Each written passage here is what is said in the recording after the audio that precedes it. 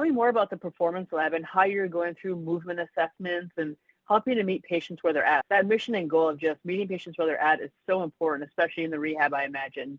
And so tell me a little bit about how you guys are approaching the Performance Lab side of the Innovation Institute. So the Performance Lab is primarily an assessment lab. It will have force plates and a walkway to collect how people walk. It's 3D cameras everywhere to look at what's happening in their body when they're walking or when they're using their arms or performing other activities of daily living. There will be a VR treadmill that we can assess how people do in very busy environments so that we can start to tailor the treatment to help them be successful in their environment.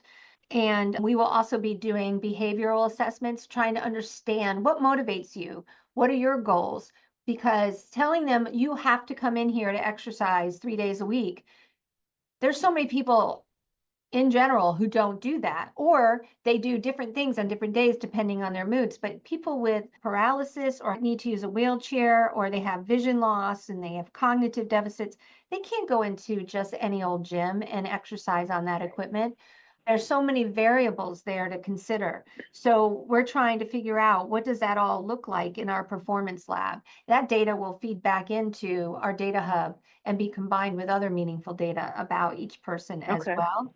We'll Yeah. also be collecting the data from the remote sensors. We have a brilliant team of data scientists, very small but mighty, where they are bringing in the data from things like Fitbits and different sensors, Hmm. different monitoring devices.